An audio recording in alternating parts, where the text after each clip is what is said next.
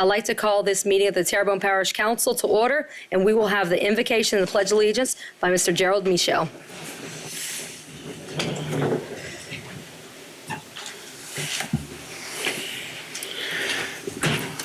First of all, if we could just have a moment of silence for the passing of retired Chief Charlie Foreman, who's the father of the Assistant Chief Dwayne Farmer. If we could have a moment of silence.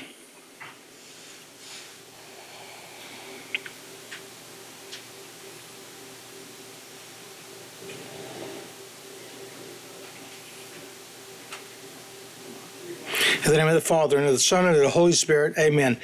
Heavenly Father, watch over all of us this day and help us to do your will in every one of our actions that we do for ourselves, for our parish, for our state, for our country, and for our world. In Jesus' name we pray. Amen. In the name of the Father, and of the Son, and of the Holy Spirit, amen.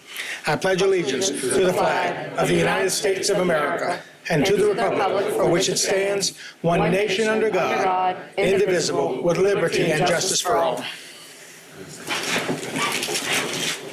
Thank you, Mr. Michel. Keith, can we please get a roll call? Yes, ma'am. Mrs. Domain? Here. Mr. Darren Guidry? Mr. Babin? Mr. Dirk Guidry? Mr. Trosclair? Mr. Tillman? Mr. Harding? Mr. Michel? Mr. Amade? Madam Chairwoman, you have a quorum present. Thank you so much. And before we get started, I would like to announce that we do have a special guest with us tonight. Assistant Attorney General, Ms. Liz Murrell, is in the audience today. And so thank you so much for being with us today.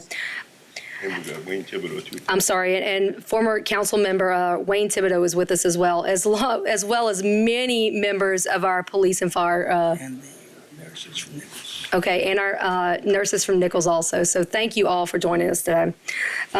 Approve the minutes of the regular council session held on February 8th, 2023. Moved by Mr. Dirk Guidry. Second by Mr. John Amade. Members, vote your machines. We have 9 yeas. Motion passes. Approve minutes of the special session condemnations on February 27th, 2023. Moved by Mr. Danny Babin, second by Mr. Gerald Michel. Members, vote your machines.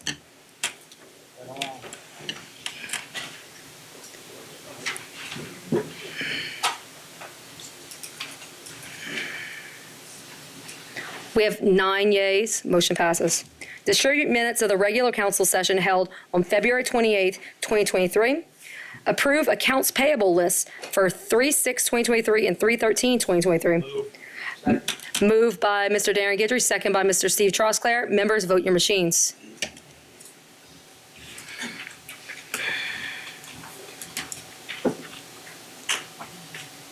There's 9 yeas. Mr. Carl is absent on here. Do you vote yay, Mr. Carl? Yes, he's voting yay, but didn't come up. Motion passes. Approve manual checklist, December 2022, January to January 2023. Moved by Mr. Darren Guidry. Second by Mr. Steve Trosclair. Members, vote your machines.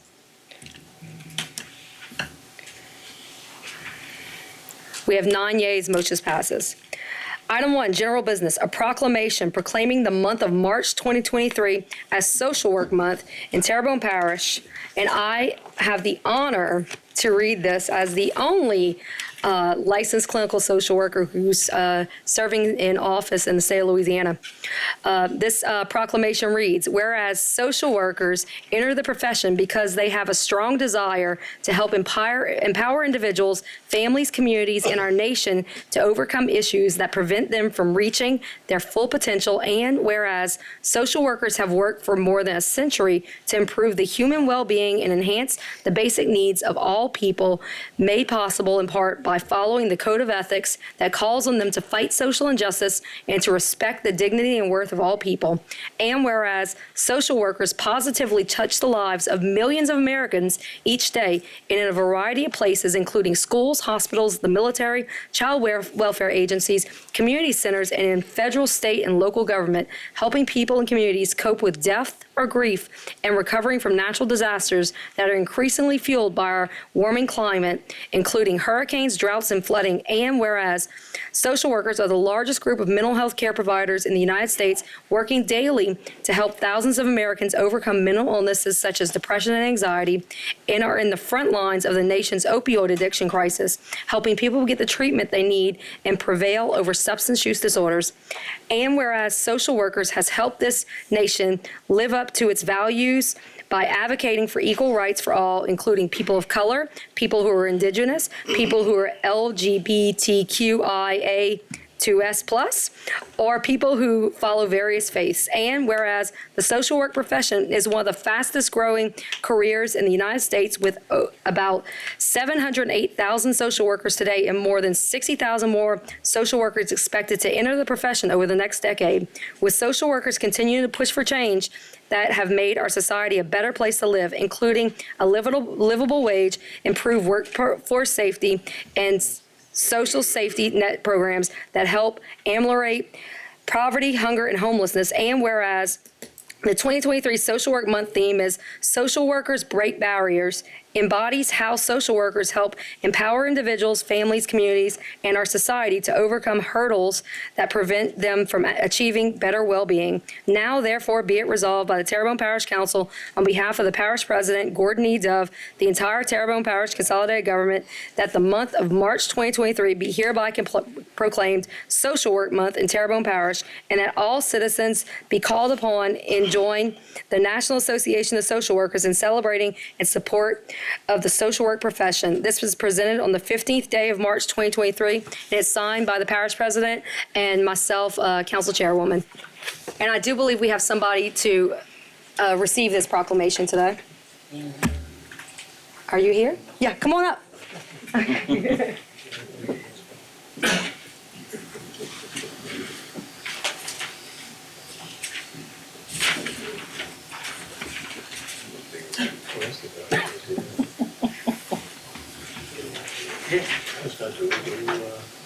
Yeah.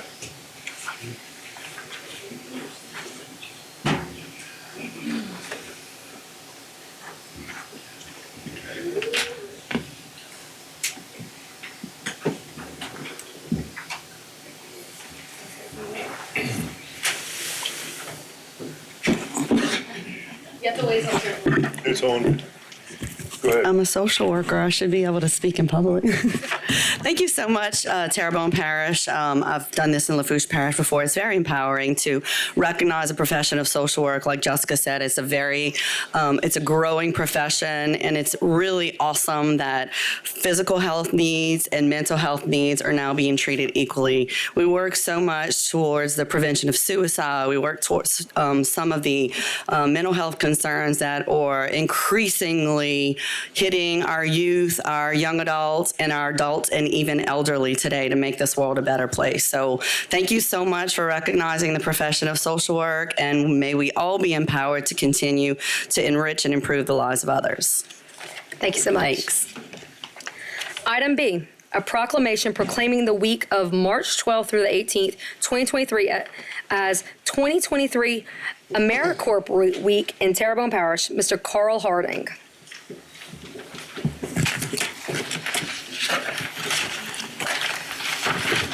City of Houma, Louisiana, Parish of Terrebonne, a proclamation. Whereas service is a hallmark of the American character and has the unique ability to bring people of all backgrounds together in common cause.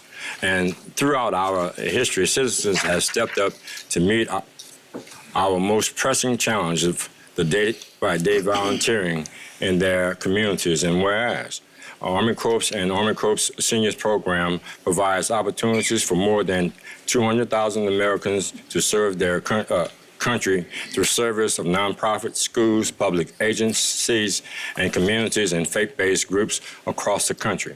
And whereas AmeriCorps members and AmeriCorps Seniors volunteers encourage calibration and partnership, leveraging millions of volunteers in service and acquiring the support of businesses, foundations, and other local partners, increasing the effectiveness of their initiatives. And whereas Army Corps and Army Corps Seniors programs bring people together across race, age, and zip codes to address critical issues facing the country, forge relationships, and cultivate mutual respect, and help build reliance and thriving communities. And whereas through their service, AmeriCorps members and AmeriCorps seniors, volunteers demonstrate commitment, dedication, patriotism by making initiatives, commitments to service, a commitment that remains with them in their future endeavors and strengthens the lives of their families, communities, and Terrebonne Parish as a whole. And whereas national service would represent a unique public-private partnership that invests in the community solutions and leveraging non-federal resources to strengthen communities' impacts and increase the return on taxpayers' dollars. And whereas the Army Corps Week is an opportunity to recognize the dedication and the commitment of more than 1.2 million Americans who have chosen to serve their country through Army Corps and millions more who have served the Army Corps seniors and their communities, partners, and encourage more Americans to follow their footsteps in service. Now, therefore, be it resolved by Terrebonne Parish Council on the behalf of the Parish President Gardner Dove and the entire Terrebonne Parish Consolidated Government that the week of March 12th through the 18th, 2023, be hereby proclaimed 2023 AmeriCorps Week in Terrebonne Parish, and that all the citizens be urged to thank Army Corps members, alumni, and volunteers for their service and to find their own way to give back to their community. Presented on this day, the 15th day of March 2023.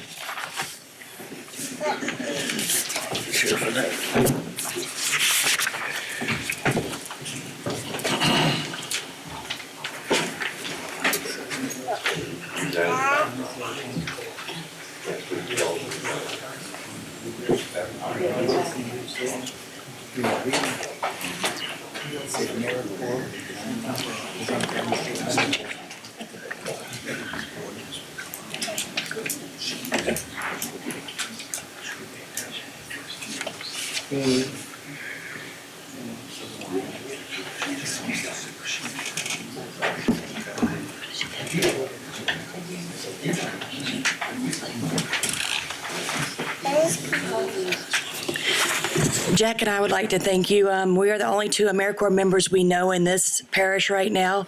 I am housed at Fletcher Community College, and my role in AmeriCorps is me and Jack both, we help our veterans find their military benefits after their service and help them transition to civilian life. We keep them in school, find resources to help them stay in school, and we really appreciate you recognizing AmeriCorps and the work we do. Thank you so much for everything you do. Item C, a proclamation proclaiming the day of March 16th, 2023 as Retired Teachers Day in Terrebonne Parish. Mr. Daniel Babin. Yeah, thank you, Madam Chair. So on this, we don't. I don't have the distinction of being a retired school teacher, but I do have the distinction of sleeping next to one every night, okay? So I'm honored to read this. Whereas Louisiana retired teachers have devoted their career to the education and training of tens of thousands of Louisiana youth, and whereas Louisiana retired teachers have provided jobs and social skills training for adults throughout the state, whereas Louisiana retired teachers have rendered valuable service in diverse leadership roles in their communities and institutions throughout their careers and continue to render such services as retirees. And whereas Louisiana retired teachers represent the profession which is given the basic responsibility of launching the careers of state and national leaders and for laying the foundation for the welfare of all members of our society. And whereas Louisiana retired teachers have toiled ceaselessly to improve the quality of life in the state and nation, often in less than adequate circumstances and for less than adequate pay. And whereas Louisiana retired teachers represent a tremendous pool of experience and training which remains dedicated to the betterment of society everywhere. And whereas Louisiana retired teachers represent a loyal, patriotic, and concerned citizenry, which provides a dedicated and dependable support to the leaders in our community, state, and nation. Now therefore be it resolved by the Terrebonne Parish Council on behalf of Parish President Gordon E. Dove and the entire Terrebonne Parish Consolidated Government that March 16th, 2023 be hereby proclaimed Retired Teachers Day in Terrebonne Parish, and that all retired teachers know their impact on the citizens of this great parish. Presented on this 15th day of March 2023, signed by Parish President Gordon E. Dove, Council Chairwoman Jessica Domingue, and endorsed by this entire council. And we have School teacher? Do we have anybody to accept this proclamation? Come up to the podium.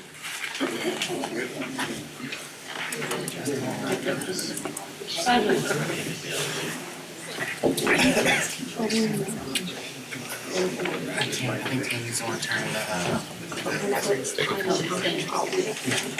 just want to make sure.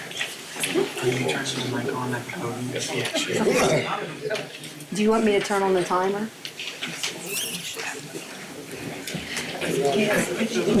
You got it, right?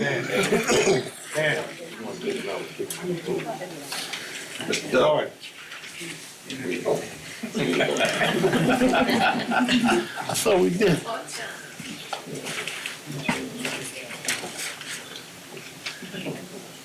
Thank you. Thank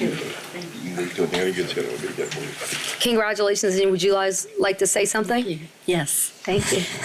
Hi, I'm Lynn Elsie, and I'm president of the TRTA. And we do have another group of teachers who are represented tonight. Mr. Ernie Brown is president of our other group. And I want to let you know that we invited them to join with us to co-host the District 2 meeting that comprises 7 different parishes in our region. And this is going to be celebrated next week. And Mr. Gordy Dove is going to be there to do the welcome to all of these parish people who are going to be there. We're expecting somewhere in the neighborhood of 160 people. It's going to be packed. I'd like to introduce Ernie to say a few words. On behalf of the RTEA, I'm president. We have some retired teachers here tonight, and I'd like to have them stand to be recognized. Right, and my group too. Yes.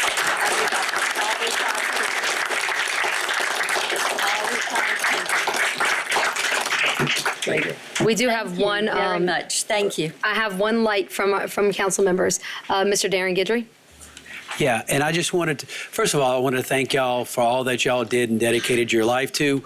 But I know bringing that to Houma, you guys had to have a part of that, and I want to thank you for thinking about your community also. Right. And I want more organizations out there to go after their associations, and let's bring these conferences and to Houma, because we can host that now with our facilities. Thank you so much for doing that, and I look forward to visiting you all at that conference. Thanks. Good. Thank you. All right, we have one more light. Miss Parish President Dove.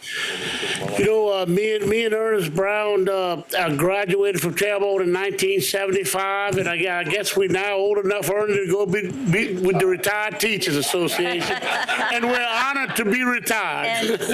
And Ernie Congratulations, Ernie. Yes, Ernie and I have the pleasure of having taught at South Terrebonne for many years together.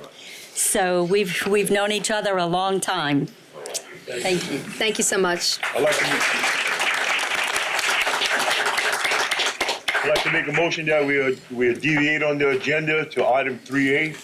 Second. I have a motion to deviate from the agenda to item 3A by Mr. Dirk Guidry, and I have a second by Mr. Carl Harding. Members, vote your machines.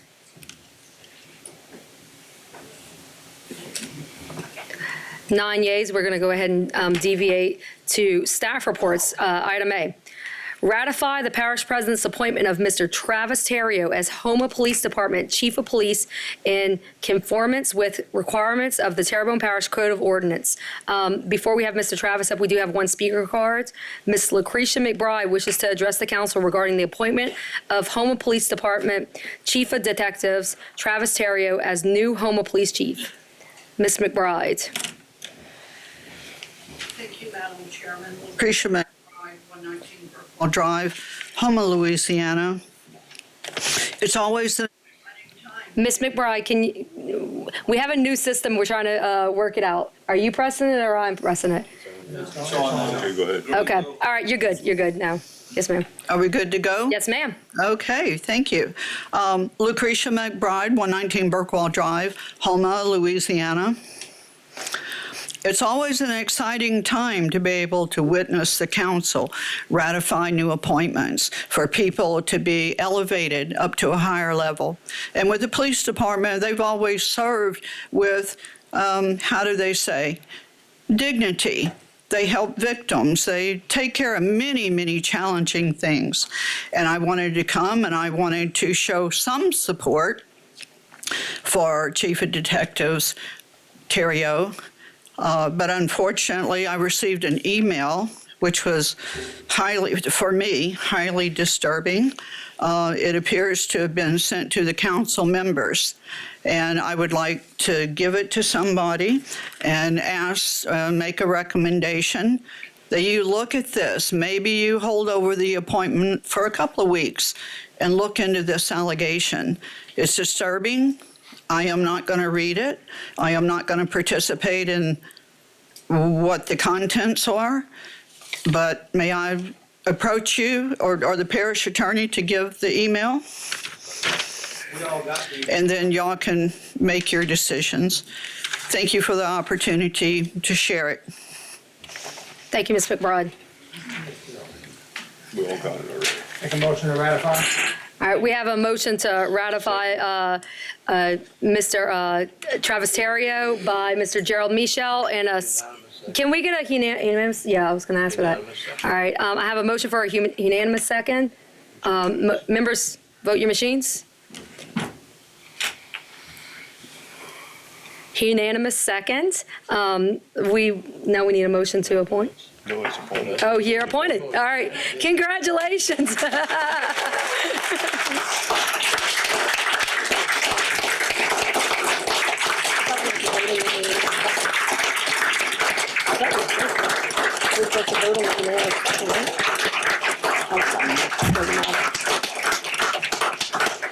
You're just asking for unanimous second on the motion. Put his mic on.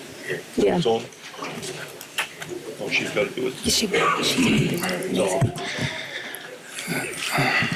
I think you're on. Yep, it's on. So, Parish President Dove, ladies and gentlemen of the council, I would like to thank you for giving me the opportunity of serving as the next police chief of the Houma Police Department. To my wife, Amy, my children, Brandon, Cameron, and Abby. I want to thank you for the support you've shown me throughout my career. Mom, Dad, I can't thank you enough for helping me become the person I am today.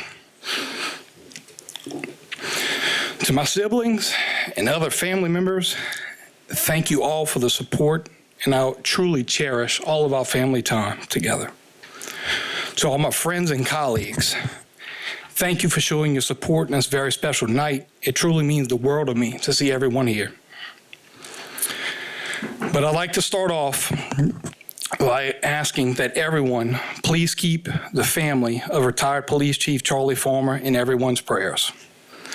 Chief Farmer had 25 years of dedicated service to the Houma Police Department, retiring at the rank of Police Chief in 1987. At the present time, Chief Farmer still has family embedded within the Houma Police Department, as he is the father of Assistant Chief Dwayne Farmer and Administrative Assistant Lisa Badgeron, along with immediate family working for the Terrebonne Parish Sheriff's Department and the District Attorney's Office. We'd like to let the Farmer family know we are here for you as you mourn the loss of such an honorable man, Chief Charlie Farmer. As I stand here before you, I don't think words can express how grateful I am for this opportunity. I also don't know if I can possibly express how much I love this parish, city, and the men and women of the Houma Police Department. As I stand here before you, I want you to know that I'm committed. I'm committed to serving the community. I'm committed to serving with pride. I'm committed to serving with honor. I'm committed to serving with dedication. I'm committed to serving beside the men and women of the Houma Police Department as we move forward together as a team, as an organization, working towards one common goal of an even better Houma. As our agency moves forward, we will do so with determination, professionalism, understanding, empathy, and pride within ourselves to perform and serve the community to the best of our ability. I've often been asked what changes will be made, and I think we should first ask what changes need to be made. I can assure you whatever changes need to be made will be in the best interests of our community and our agency as a whole. We must also remember that law enforcement itself is constantly changing, and we must be able to adapt in order to be successful. On a daily basis, we're faced with new challenges as we attempt to adapt and overcome the criminal element that often plague our community. Unfortunately, this often involves youth, and we must find ways to redirect the path of these children before their path is chosen for them.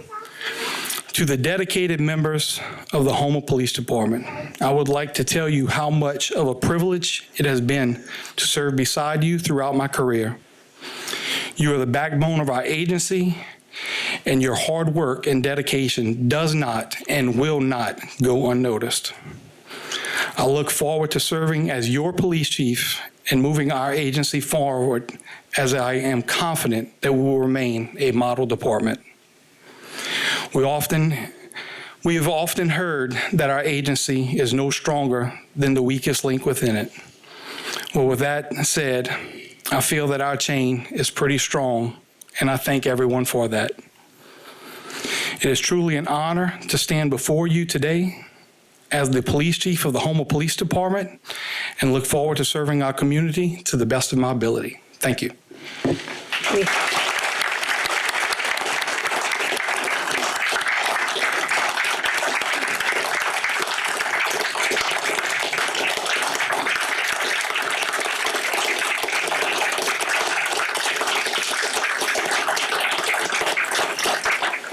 Chief, don't sit down yet. I promised we'd be able to have a little fun with you tonight. So we've got quite a few lights. So give us a little opportunity to praise you a little bit. First of all, Mr. Steve Trosclair. Thank you, Madam Chair. Thank you, Madam Chair. Chief, welcome aboard. I'm sure you're gonna do an outstanding job as our new chief. But I just want to kind of go over some of the accreditations and commendations that you've received throughout your career. You know, we had, an introduction that kind of put a dampener on it, and I just want to let the public know that we didn't, that you are totally qualified and deserving of this job. I got one here, Master Public Information Officer, PIO Boot Camp in 2017. National Tactical Officers Association, 40-hour course, SWAT Command Decision Making Leadership in 2021. Federal Bureau of Investigation Basic Evidence Recovery School, 2004. Again in 2008. In Basic Crisis Negotiation, Task Force Commander Leadership, 2012. Safeguarding Privacy, Civil Rights, and Civil Liberties and Task Force Operations Online Training, 2012. Institute of Law Enforcement University at Monroe. Interviews, interrogations, and Behavior Analysis Seminar. Emergency Management Institute, FEMA. Introduction to Incident Command Center in 2006. And I got this many more. Chief Travis, welcome aboard. Thank you. Thank you. Mr. Amity. Thank you, Madam Chair. So that was some of the natural. Let's talk a little bit about the spiritual chief. And you got to get used to that. When they say chief, they're talking to you. All right? But I want you to know, as well as I see, a lot of EMS people in here from fire service, ambulance service, and so on. Know that there are people in this parish that pray for your success, your safety, every single day. And when you guys are dealing with a difficult time, it is our hope that you feel those prayers to help you get through that. So again, I wish you all the success. We already know your track record. We know you're going to do a good job. And anything that we can do from this council, don't hesitate to come bug us. Everybody else does. You should just soon get your piece in as well. Thank you, sir. Thank you. Mr. Dirk Guidry. Yes, Chief Terrio, congratulations, man. I know you've come a long way from playing cops and robbers down the bar, to the head man in the city of Houma. You have a daunting job in front of you, but I know you and your team, with the leadership abilities that you have, you're going to do a great job. And thank you, and thank your wife also, and your kids, for when you left out at night to go to work, hoping that you would come back safely. So it's not only you that deserves this, but it's your wife, your family, your mother, and your father, everybody, because as we know in today's society, when you leave home as a police officer or an EMT or a fireman, you don't know if you're coming home, and your family doesn't know if you're coming home. So congratulations, and God loves y'all. Thank you. Thank you. Thank you, Mr. Guidry. Mr. Darren Guidry. Yeah, Chief, and congratulations. And I know you'll do a good job. And one of the reasons I know you'll do a good job is because this process didn't happen overnight. Of course, the Civil Service Board went through and said you scored very high to be chief of this police department. Administration vetted over a long period of time and said you were the right person. We introduced you 2 weeks ago, right? And in the entire 2 weeks, we as council people, I personally met you and talked with you, and we vetted. This is not a decision that we made overnight. We looked at this over a long period of time, and we decided you are the man for the job. And I think we made a great choice. And I'm looking forward to working with you, and congratulations. Thank you. We're not done yet. Mr. Babin. Yeah, Chief, it is with great pleasure that we see you taking this position, okay? I know you've worked very, very hard for it. You come from a family that I've been knowing all my life, all right? And just good, solid, down-to-earth people. And I know that's what you're going to do in your position. Along with what Steve said and also Darren, he not only scored one of the highest on the test, he scored the highest on the test along with one other person, okay? And that, to me, is very impressive because I doubt if any of us up here could pass that test. So thank you very much for what you've done and what you're going to do for the city of Houma and Terrebonne Parish. Thank you, sir. Mr. Harding. Yes, I'm going to repeat what I said to you when we had our conversation. And but I want everyone else to hear part of our conversation. When people come up to you and say that you have some big shoes to fill, that's not so. You're the fire chief. You're the police chief. And that's what they have to really realize, that, you can't be compared to anyone else. When you mention in your acceptance is the fact that people ask you what changes you're going to make. And all I'm asking, just like I said to you, and I'm saying to everyone out there, and everyone else should ask of you to be you. You have the training. Steve mentioned all the qualifications you have. I'm pretty sure the civil service system is going to actually basically take care of itself. Now, you're only as good as the men that follow you. 100%. Yeah, and that's it. We can't put no more on you because I've learned when I came up here. I want everybody else to understand that. The real part of it. You can put all kind of accolades on you as much as possible. When the decision is made, it's your decision. And I appreciate the conversation that we had. Thank you very much. Thank you. Thank you, Mr. Harding. Mr. Tillman. Thank you, Madam Chair. Congratulations, Chief. I won't repeat any of the accolades that have been forwarded to you thus far. It's been well done. Just like to ask you one thing to consider. I've gotten many folks to ask me over the years about the bike patrol you guys used to have. So I'm asking that in your quest to consider bringing back the bike patrol. Thank you. Thank you, Madam Chair. Thank you. Thank you. Mr. Michel. Chief, congratulations, sir. Okay, and that's I can't top what everybody else has said. Everything's true. Everything's wonderful, and I'm proud of you. I'm proud to know that you're going to be the police chief and are the police chief for the city of Houma, and I wish you the best and Godspeed to you, sir. Thank you. Thank you. President Duff. Yeah, it is again, Chief Terry, it was my honor to pick you among your peers to lead this police department. Look forward to working with you. My hat's off to the other candidates for their great interviews and their great input as well.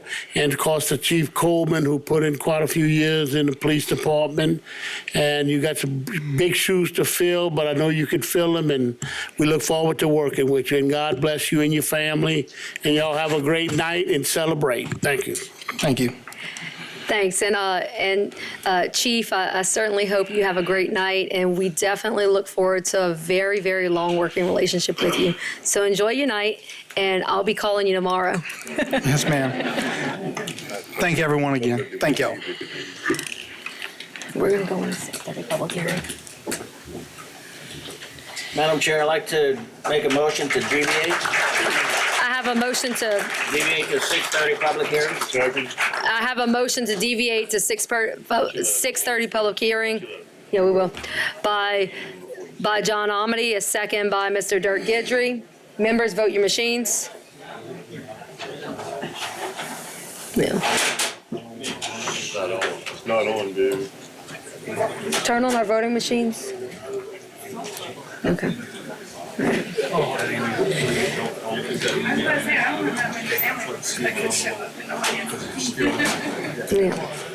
All right, we're going to go into 6:30 public hearing, but I am going to give a few moments for the room to clear. I've deleted it.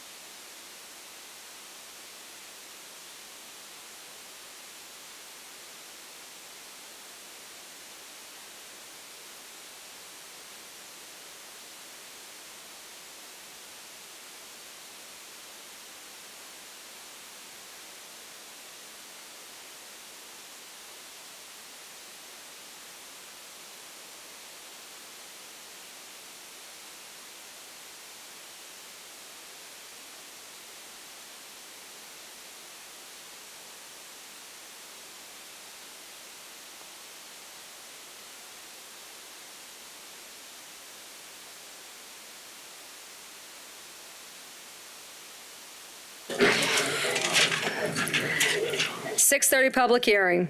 Item A, an ordinance to declare a surplus tax property located at 300 Willowdale Drive adjudicated to the Terrebonne Parish Consolidated Government and to acquire authorization to dispose of said property in accordance to Louisiana Revised Statute 47:2196.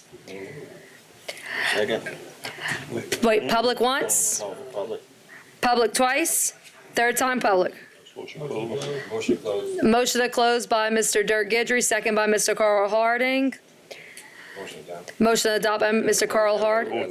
I'm sorry. Members, vote your machines.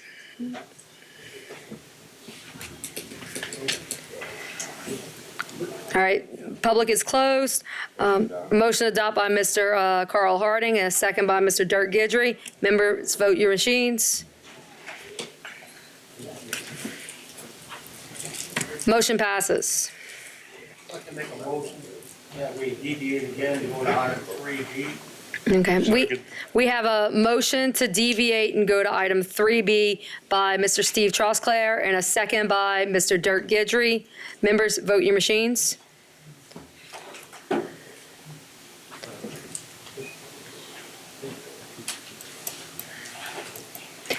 We are going to deviate and go to item 3B. We have non-yays.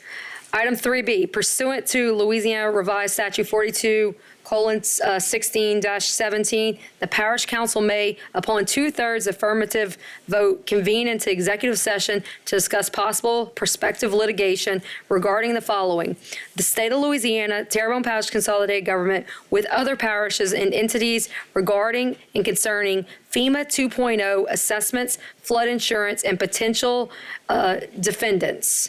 So move. Moved by Mr. Dirk Gidry, second by Mr. Daniel Babin. Members, vote your machines.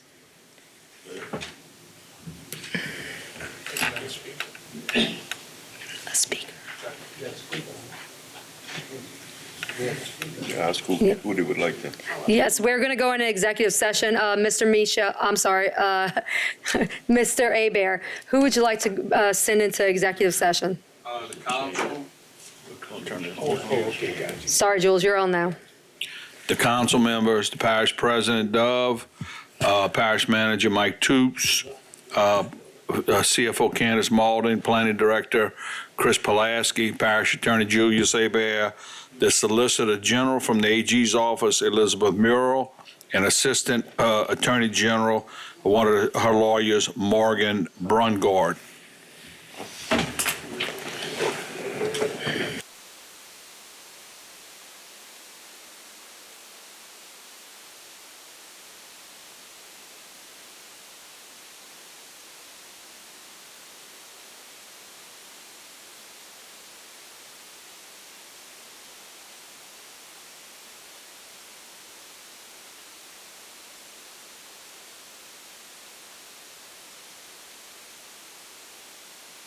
We have a motion to go back in regular session by Mr. Steve Trosclair, second by Mr. Darren Gidry. Members, vote your machines.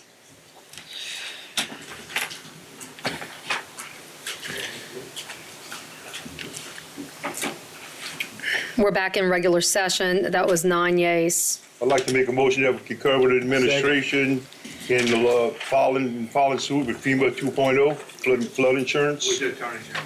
With the Attorney General's office. We have a motion to concur with administration by Mr. Dirk Gidry, a second by Mr. Alvin Tillman. Members, vote your machines.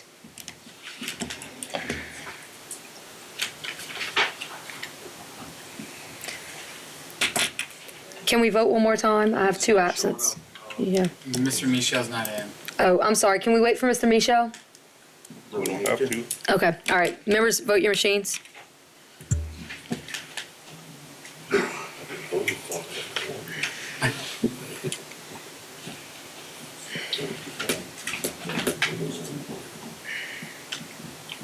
We have 8 yeas. Motion passes. Motion to go back into regular session. Motion to go back in regular session by Mr. Dirk Gidry, second by Mr. Alvin Tillman. Members, vote your machines. Regular order. We have 8 yeas. We're back in regular order.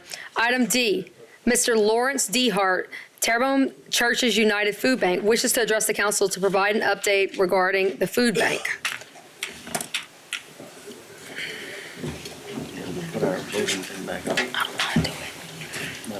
Thank you. This is rather unique. Everybody comes in and asks of you guys. I want to say thank you. The TCU Food Bank has been around for 35 years. And for 35 years, we've had a working relationship with members of this council over the years. And we're very proud and honored. And every time we come to the council, for the most part, we tend to get the assistance that we need. So it's a situation that instead of everybody coming to you for something, we'd like to give you guys something. For the 35th anniversary, we'd like to thank the Terrebonne Parish Council for their 35 years of dedication and service to the TCU Food Bank. Can I get a picture with all of y'all? Would you like to come up? However you want to do this.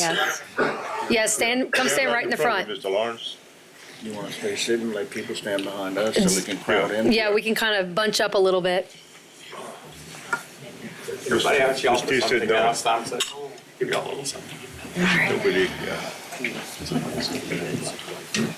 Oh, okay, yeah. Come on in, Mr. Kelvin.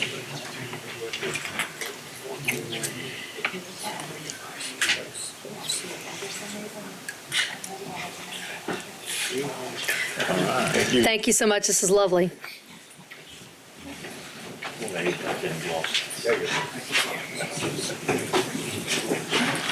Here's the case. But the other thing is, on the 28th, the CEO of Entergy Corporation, Spud, was able to get a small grant through. They bought us a trailer for our emergency distribution and they're going to be buying a dedicate. So in this forum, I'm personally extending an invitation to every council person. It'll be 10 a.m. at the food bank, and the CEO of Entergy will be making the dedication. So I invite each one. But thank you guys for everything that you do. I work with many of you guys for the EOC and for a lot of different projects, and you've always been listening, and thank you. And we just want to say thank you, and we appreciate you very much. All right. Thank you, Mr. Lawrence. We have a couple lights, though, okay? Stay up there. Mr. Dirk Guidry. Mr. Lawrence, I'd really love to appreciate you and your food bank for supplying the foods and the products that you guys sent down to me during Hurricane Ida. It was so greatly appreciated.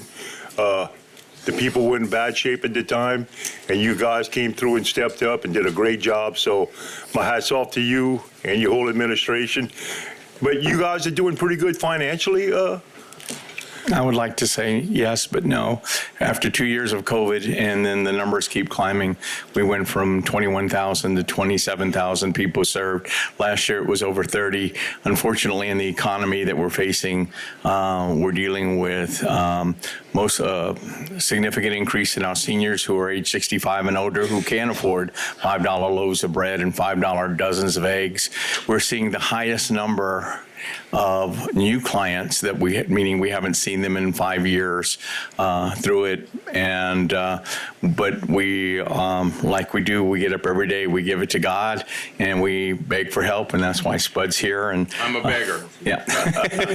But we sit there trying, and as long as there's a can of potted meat, like Spud says, beefaroni. Y'all are high clay. Y'all get beefaroni. Okay. But we're fighting the fight. We're looking for other sources, and we're trying to do what's right by the parish. We do write grants because most people don't know that we survive solely by donations and grants. We just a new program we got in from the Red Cross. They gave us $10,000 for those people who are leaving the hospitals in this parish that we can home deliver when the hospital determines that they are food insecure.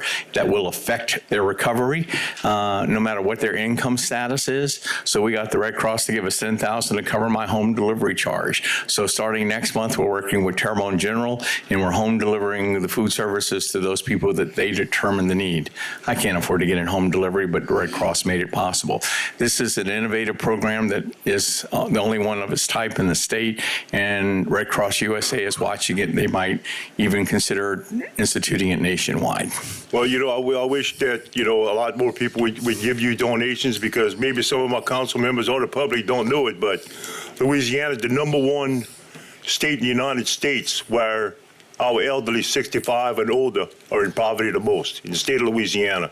Yes. And I know that a lot of parishes give you monies for food donations, but it looks like, maybe Candace or whatever on our next budget that we come up with next year, that we can at least find them some kind of monies, because we give nothing to the food bank. And if I can remember Mr. DeHart coming years ago saying that, and I don't know if it holds true today, but every dollar that we give him turns into $7 that he can buy in groceries. So, if we could find $200,000 to give him, he could buy $1.4 million in groceries for our people that need it. And, and another, that's people that's hurting today. Everybody's for food stamps. And another thing, 21% of our nation's military is on food stamps. You know, that's sad for a country like we got when we're going to send our guys to war or the potential to go to war, and they're on food stamps. And all these people that I mentioned, 65 years and older, that are on, they worked hard all their life. They didn't make a lot of money. We just came back from an executive session where insurances are killing everybody. But, you know, we need to donate something to the Terrebonne Parish Food Bank. They're in our backyard. We need to give these people something because what he does is great. Because I tell you, I've seen it firsthand. I've seen it every day with Mr. Lawrence, with his food bank, was coming down these bars and trying to help these people. So, you know, whatever candidates that we can try to find, I mean, even if it's $1, it turns into $7. So we need to do whatever we can for Mr. DeHart. Ms. Malden?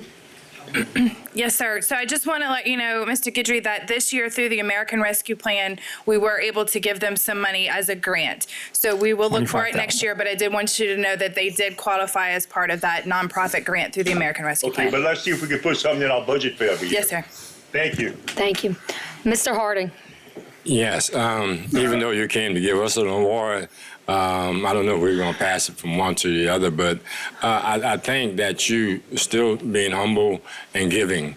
And every time that we've sent groups over there to you and your assistants, and I'm pretty sure, you know what I mean, unlike some secretaries, you don't make a whole lot of money.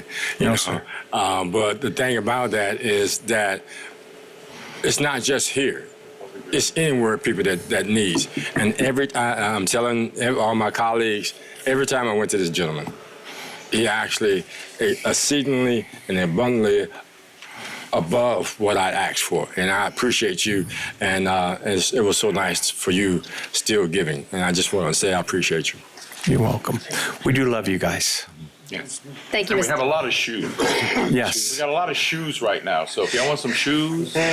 Convoy of Hope delivered us 4 truckloads, one from Academy Sporting Goods, one from Cato, one from Stag, and one from Potpourri. We've been giving it out to charitable organizations. There was 26 pallets per in because most people don't realize that while we have some walls up with some of the houses that have been messed up, there's nothing on the walls, and it's not a home unless there's some decorations. So we've been giving that out to different organizations and as such. And one of the things that Dirk talked about, we were just invited to a national conference where 300 of the top NGOs, non-governmental organizations, were invited for emergency response. And we were there by invitation. And just from our efforts with HIDA, yeah. We're the only ones our size invited to this thing. When you're up there with the Samaritan's Purse, Convoy of Hope, when you're there with God's Promises, it was pretty awe-inspiring. But and as a matter of fact, one of the organizations even paid our fee to be there. So we're humbled because we love this parish. Every day, there are 30,000 people that depend upon what we do getting up and every day. It's not always a fun job, but you know what? We got some bread a few months back, and when I watched this lady in her 70s ask what was in the box, there were 4 loaves of bread. She reached around the box back, and she hugged the back, and so I asked her, "Are you okay?" And she says, "I can't afford bread at its current price. I haven't had bread in 6 months." And this woman is hugging a box with 4 loaves of bread in it. And if that doesn't humble you and some of the things that we see, indeed, I have so many wonderful stories, but I really wanted to be tonight about you guys and to thank you guys and let you know that, you know, we work, y'all fix Crescent so the 18-wheelers can come in the back. And we appreciate you. I have one more light, Mr. DeHart. Yes, ma'am. Mr. Guidry. Lawrence, thank you for what you guys do. We need to find a way through creative financing like was done this past year, yes, to help you guys out as much as we can. And also, I don't know if you mentioned about the glass mendacity. That's key. That is coming. And in fact, you told me about it, and I quickly went online and bought 2 tickets. It's easy to do. Why don't you tell them about it?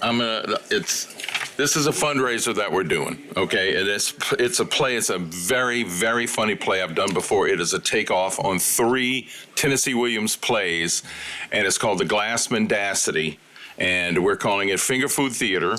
because we're going to have food. It's like a dinner theater, except it's like food you get at a wedding. You know, no table. Well, there's tables, but you can sit down. If you want to pay extra, you can watch the play from a recliner in the front row. But tickets are $40. I'm going to leave a little stack of these things with you guys. There's a QR code on the back. This will tell you more about it. But all of the money raised here goes strictly to the food bank to buy food for different organizations. And we're getting as much free stuff as we can. I got a good friend of mine in the theater who has lights and sounds. He's donating it and he's setting it up for us for free. Mike Fessy has given us the event center for free. So we're trying to knock it out as cheaply as we can so we can generate that much more money. So I got 3 performances with 300 seats apiece. So spread the word. And that's 14th and 15th and 16th of April. Just one last comment. For 35 years, we are your local food bank. We've been here every day, and the money we get, we spend here. Our employees are paid from money that's here. When we build a building or when we get money to spend here, it's done here. And I have each one of you I consider a friend, and it's an honor to have you. And I want to do a shout out to our parish president, because in my long time, and he knows how I feel about him already, we've never had a parish president step up and help us the way that Gordy has over the years. So we just really, it's our 35th anniversary. We want to say thank you, and we love you, and we love everyone in Terrebonne. Thank you so much. Okay. Item 2, council members request discussion of, item A, discussion relative to communication process between the parish administration and the parish council members. Mr. Gerald Michel. Thank you, Madam Chair. You know, I've been in the council for 7 years, and it's not an easy thing to do well, okay? It could be an easy thing to do, but it's not an easy thing to do well. And I've said over and over again that a councilman has 3 responsibilities. One is to represent their district well. The second one is to represent the parish well. And the third one is to serve as checks and balances over administration. And, you know, so to do that and to attend these meetings, we need to have information.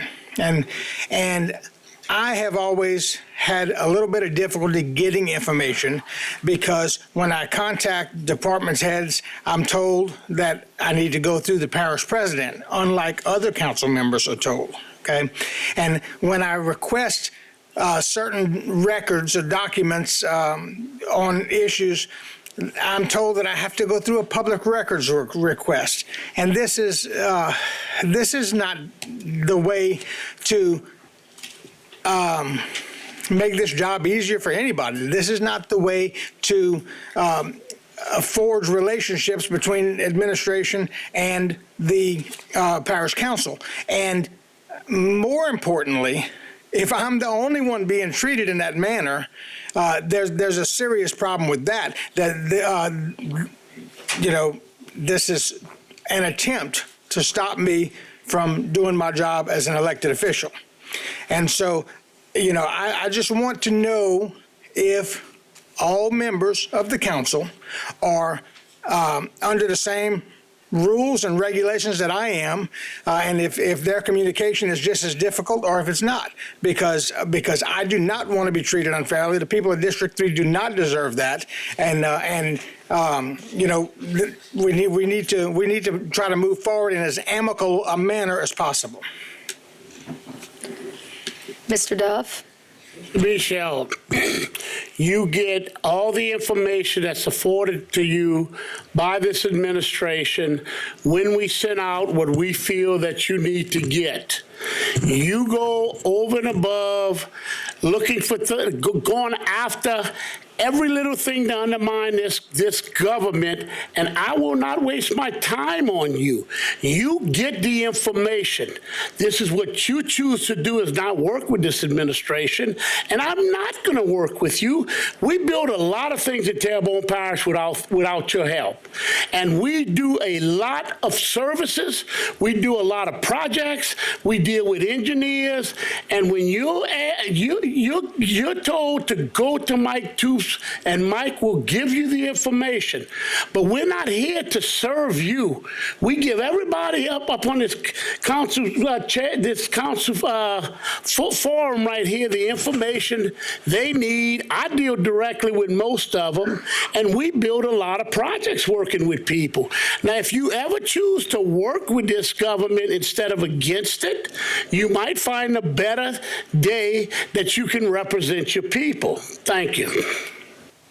Mr. Babin.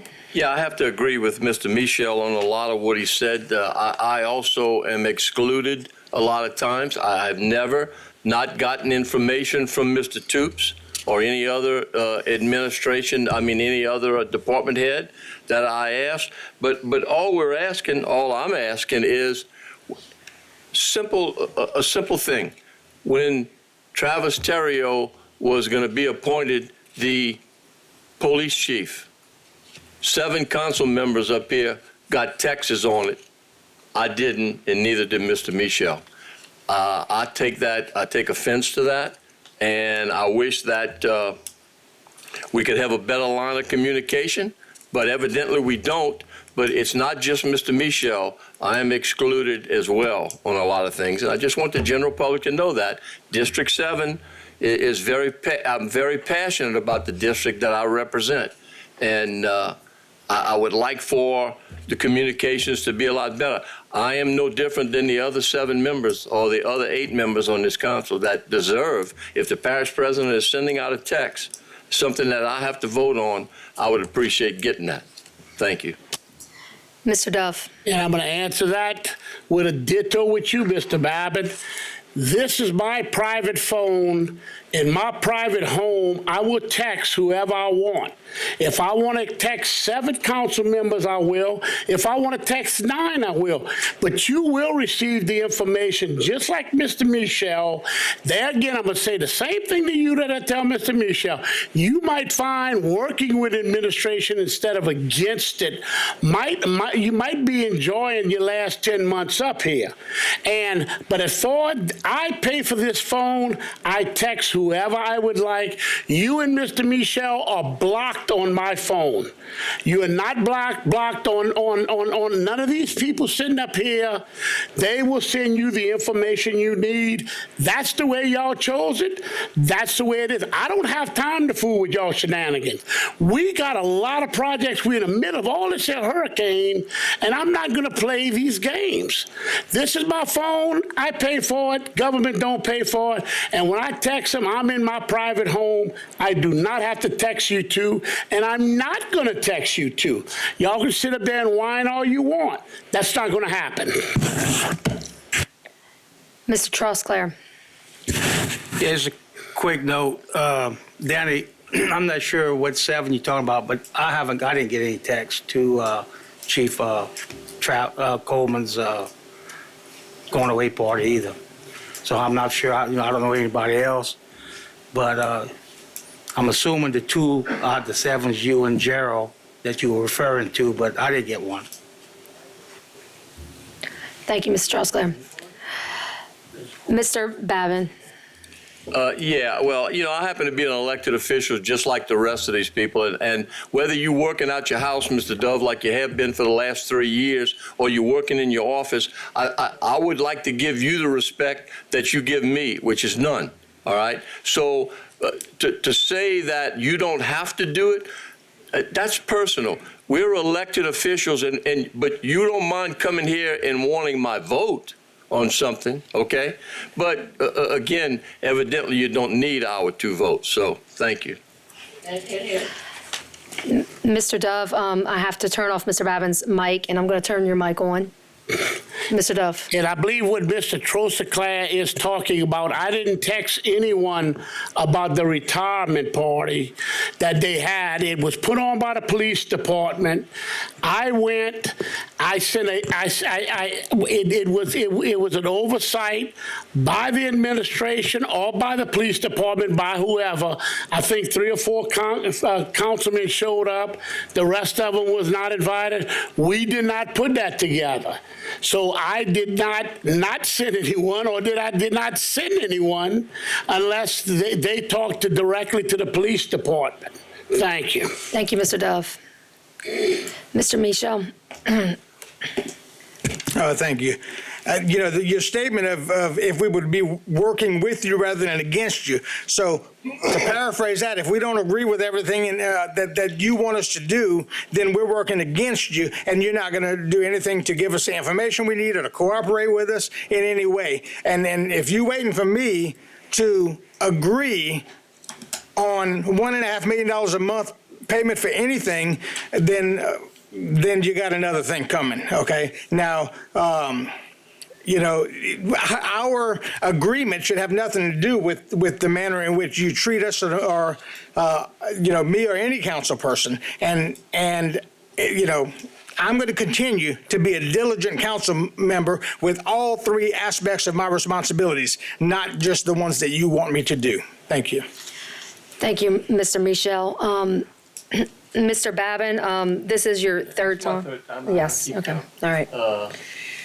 I was not referring. I'm sorry, I didn't have you on, Mr. I Babin. was not referring to the party or the going away party for Chief Coleman. I was referring to a conversation I had with a fellow council person that when they found out that you were going to appoint the Chief Terrio to the thing, that you said to that individual that I got 7 people I need to contact.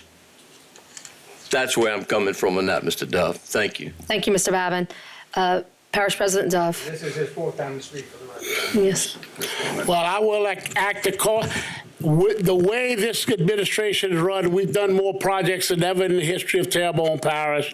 If you two decide y'all want to work with the administration, I will work with y'all, but I will not play around with the people of Terrebonne. As far as your 2 votes, you don't vote with me, you vote with the people of Terrebonne Parish, because the things that I bring forth, it's pretty hard to vote against it because it's for the greater need of Terrebonne Parish. Thank you. Thank you, Mr. Dove. Mr. Tillman. Thank you, Madam Chair.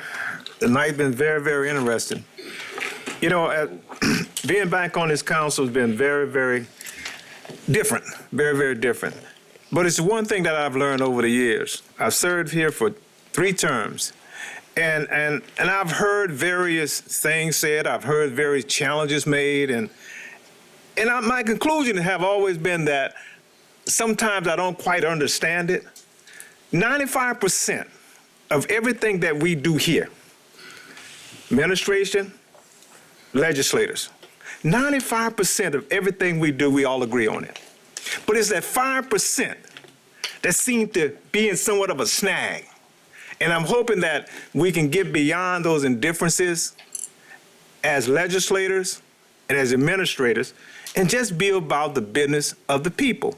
Now, tonight we've been back and forth here for about 15 minutes, back and forth. What have we accomplished with that? We accomplished nothing. I'm going to say what I want to say. Each council member up here going to say what they want to say. The parish president going to say what he want to say. But at the end of the day, it's about taking care of the people's business. And I hope that we never forget that perspective of taking care of the people's business. And remember, 95% of what we do here, we all agree. But we just can't seem to get beyond that 5%. And I'm hoping before I exit out next month, we'll at least get it down to 2%. Thank you, Madam Chair. Thank you, Mr. Tillman, and I have really enjoyed hearing your perspective on this council for the last few months. It's been very refreshing. Item B, discussion relative to an update on FEMA reimbursements for Terrebonne Parish. Mr. Gerald Michel. Okay, they're passing out a spreadsheet that was texted to 7 council members. And it looks like good information, but there's some questions about it. And Miss Candace needs a copy too. Miss Candace, do you have a copy, or do we need to hand you one? Okay. And I would just like your comments on this, if you don't mind. Tell us what this includes, what it might not include.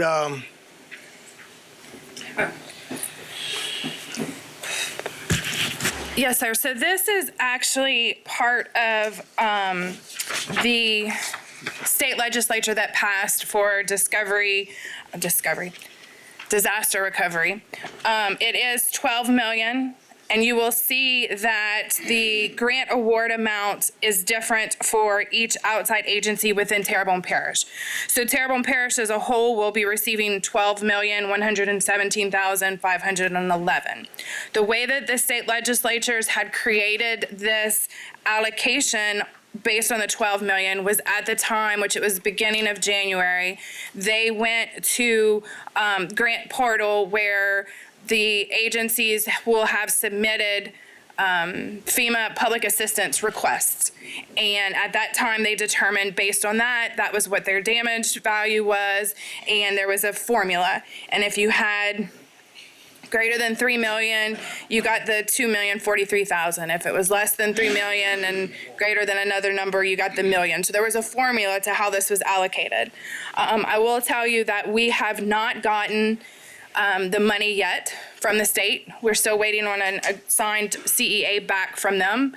I also have not gotten from the state, and Jerome Zrang and I talked about it last week, what we need from these outside agencies in order to give them the funding once it comes. It can be used for disaster recovery. What they said they really intended for it to be used for the very beginning was to help with the outside agencies' 10% match of FEMA public assistance. So that's why they went to the grant portal and determined what had been submitted to come up with that 10% to be able to help with that local match. Okay. And Mr. Michel, let me put your mic back on, sir. You have to request, though. Okay. Shut up again. Can you? Okay, Mr. thank Michel. you. So, and the estimated FEMA payments, that's just something that was used in the formula to determine what the state was going to give us? So the estimated FEMA payments, I believe, would be the 90% of the total damage. So that's how we came up with the 10% match. Okay, and because it said for Terrebonne Parish estimated is 111 million, and that number just sounds lower. It's very low. And in fact, if you even look at some of them, I can tell you like Rec 11's is very low. Some of the other organizations are very low. This is what we had at that point in time in January in the grants portal with FEMA. We are constantly adding to this every day. Our 100 million probably doesn't cover, I think we have almost, 204 million in expenses or something. So it just was what was at that time. It was a capture of time that the state got. They had to have some kind of way to be able to do a formula and calculate what they were given to everybody. So that's what they did. Thank you, Ms. Candace. Mr. Darren Guidry. He's gone. I'm sorry. Darren seemed to have stepped out. Mr. John Amity.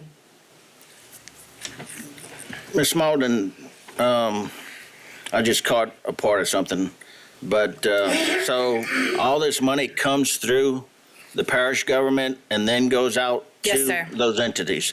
So they shouldn't be looking for something coming directly from FEMA. It'll be coming to the parish and then from the parish to them. Correct. They should not be looking directly for FEMA. They also shouldn't be looking for it in the next month.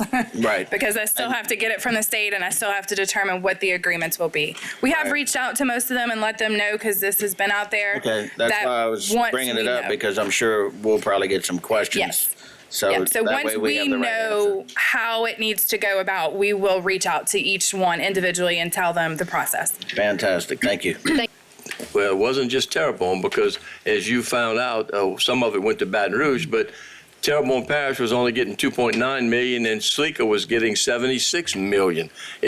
Without any explanation in it, it makes it difficult for us, first of all, to even understand. All right. So, I mean, when this was texted out, this didn't do anybody any good because there was no explanation to explain exactly what was going on there. So thank you for your explanation. Thank you, Mr. Babin. And Ms. Malden, is this public record, this sheet that was handed out to everybody? I would have to defer to legal. I would think it's public record. It will be once we have the signed, completed CEA. Okay, all right. And so once it is public record, I would like to let people know that I made a few phone calls about this because I was concerned about how low Recreation District 11 was. And Recreation District 11 on here says that there was only $53,000 worth of damage, when really in excess they have submitted over $2 million worth of damages. So I would like to let the people of Terrebonne Parish know that that's a very, very low number that was on here, but that was not what was submitted by Recreation District 11. So thank you, Ms. Malden. Item C, discussion relative to the temporary power plant, its usage, requirements placed upon us by MISO related to the temporary power plant, resolution number 22-197, which was used to create the pad for the temporary power plant and the RFP process for the continuation of the temporary power plant. Mr. Michel. Thank you. Be recognized. Mr. Hebert. It is my advice to the council that this matter not be discussed in the public. It is set for executive session under item C. This interwines confidential information about an RFP. It interwines confidential information with the confidentiality agreements with some parties, and it interwines litigation. And I made this all clear. Not only I'm saying this publicly, but I made it all clear to y'all before. So it is my advice as the chief legal officer that we did not get into item C. That's why it was put on the executive session. We can go into executive session. There are some items that have to be passed. For example, the RFP is under investigation, and I don't want to get into it publicly. Okay? So this matter needs to be put into executive session so we can go in and discuss it, and the questions can be answered at that time. And I'm asking y'all to honor my request to not discuss this publicly as the chief legal advisor and defer to executive session. Okay. I disagree with him. The only thing that I come close to, and I'm not there, but the only thing I come close to agreeing with him on is possibly the discussion of the RFP.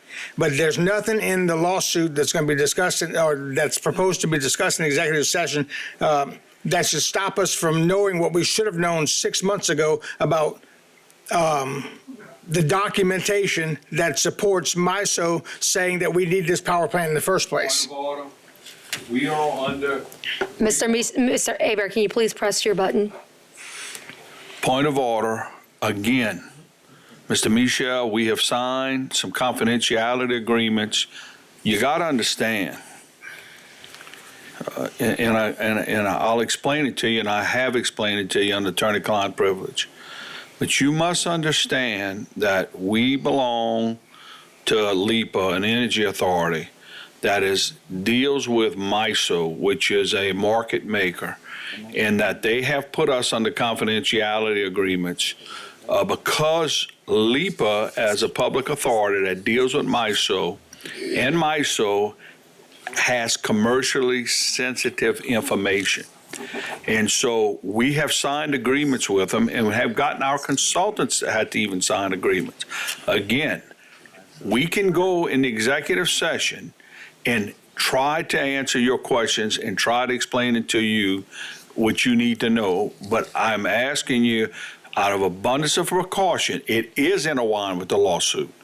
Because there are things that go, and most of y'all know this, okay? There are things that go hand in hand between insurance, FEMA. There are issues about different properties. And so my advice to you is not to discuss this. This is a matter that should be discussed in executive session. Okay.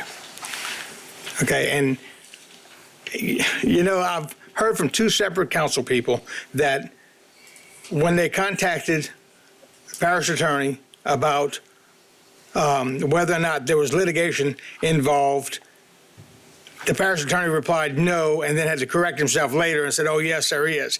And one of the things that tells me, Point of order. First of all, point of order.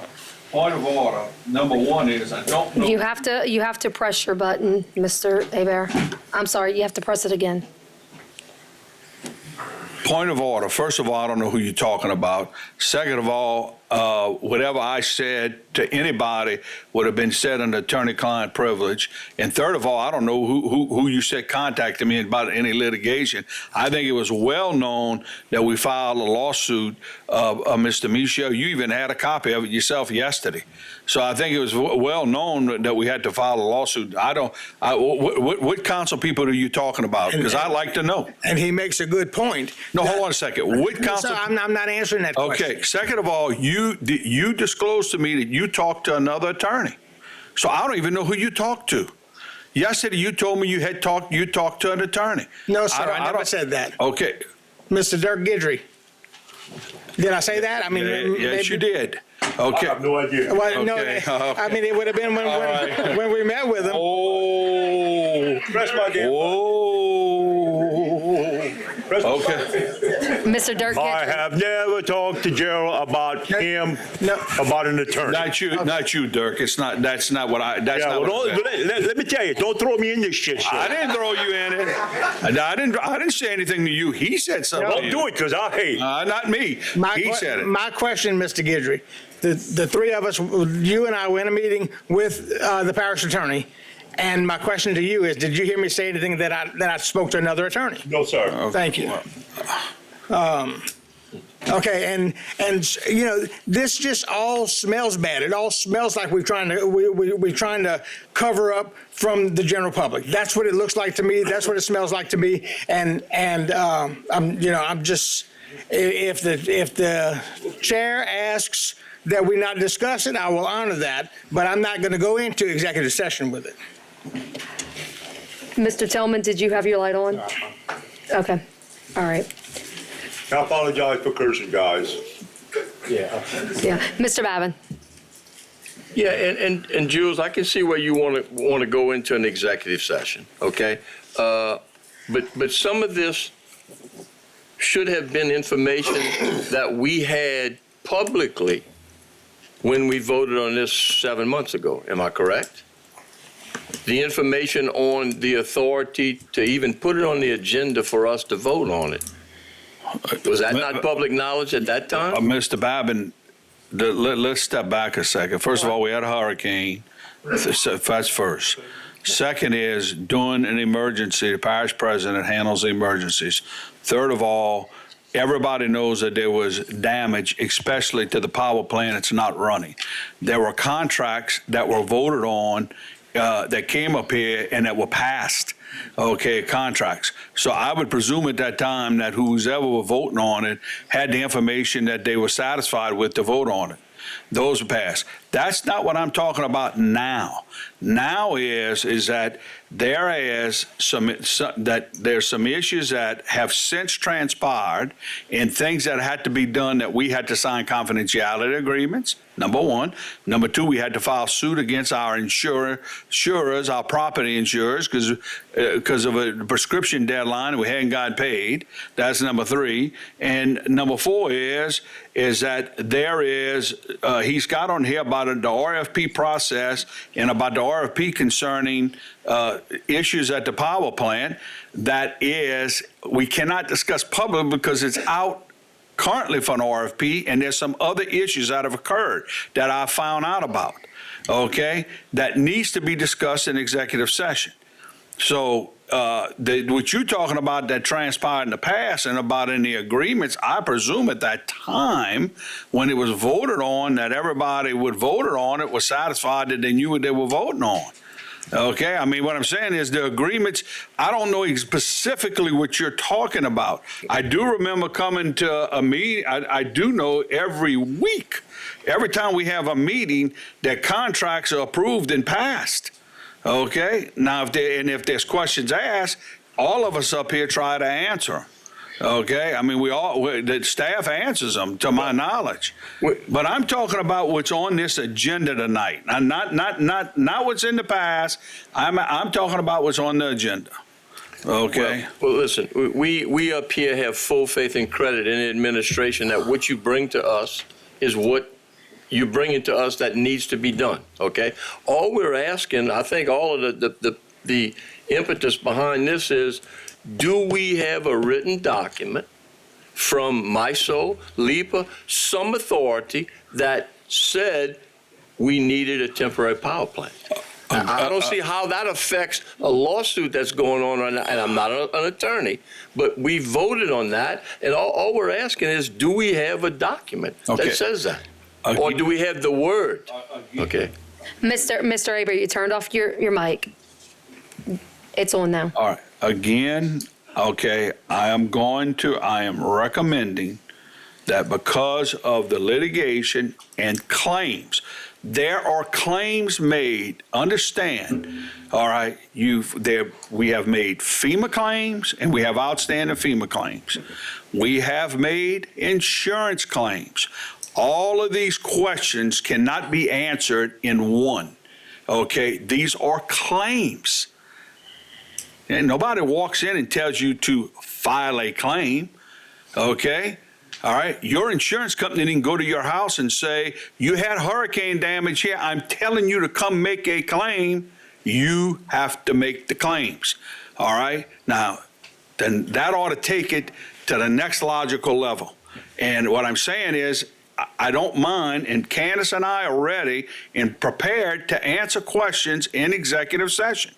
We have some issues that have to be discussed in the executive session. But I'm not even referring to a claim. I'm referring to the initial thing for us to decide that this had to be done. I'm not saying that we should not have done it. I'm just asking, do we have a written document, an email, a piece of paper that said, you guys in Terrebonne Parish need to do this, and then you need to file with FEMA for reimbursement? That's all we're asking. And that is all part of the scope that needs to be discussed in executive session. All right, so Mr. Aber, Miss Candace actually has a comment on that. I'm good. No, you're good. Okay. Mr. Aber, if we go into executive session, will you answer all of their questions? I'm not going to.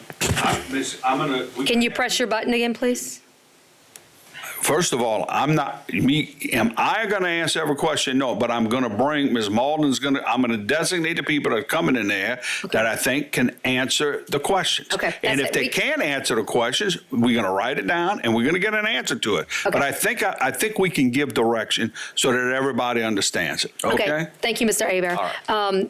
And so we do have an executive session here on our agenda tonight. However, we do have some other agenda items, and I have a feeling we're going to be in executive for a long time. So can we possibly make a motion to go into? Motion that we deviate to item 4A and continue through with the remainder of the agenda and come back to item 3C as the last item. I have a motion to deviate our agenda by Mr. John Amity and a second by Mr. Dirk Guidry. Members, can you please vote your machines?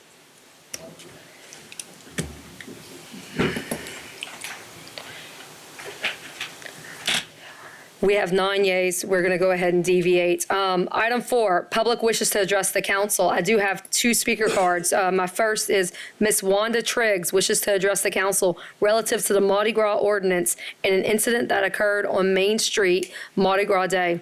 Ms. Triggs?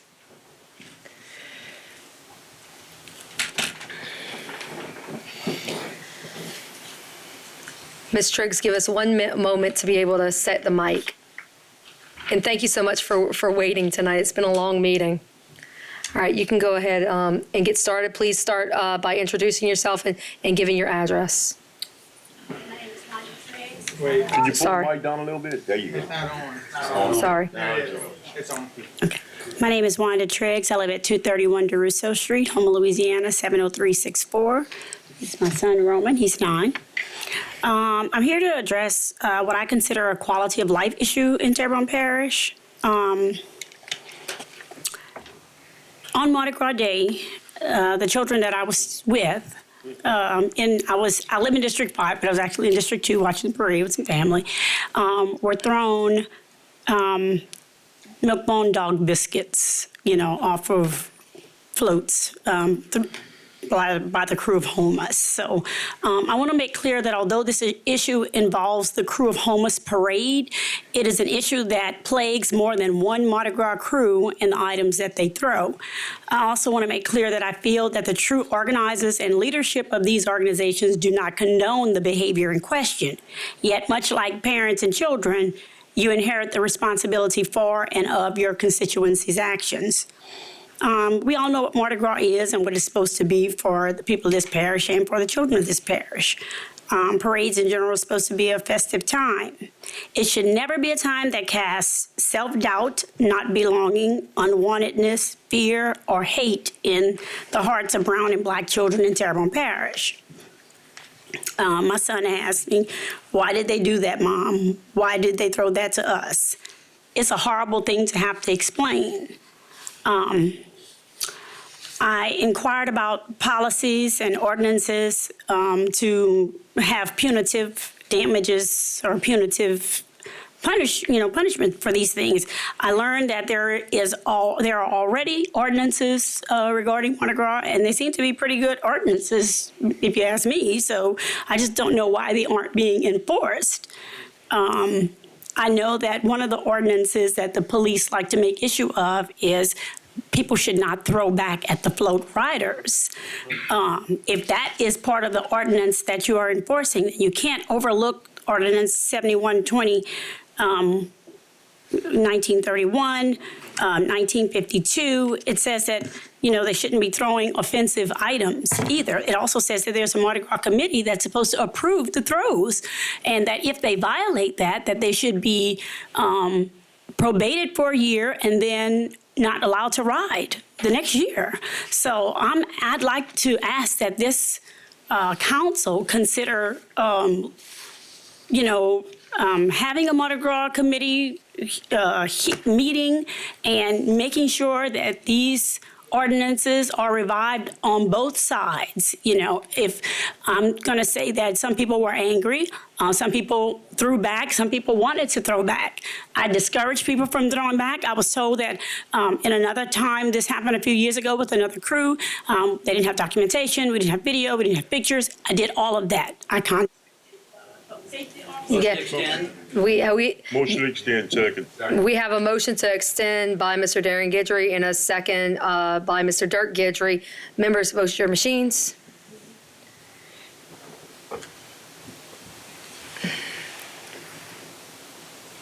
We have 9 yeas. We're going to extend your time. Give us 1 moment so that we can turn the microphone back on.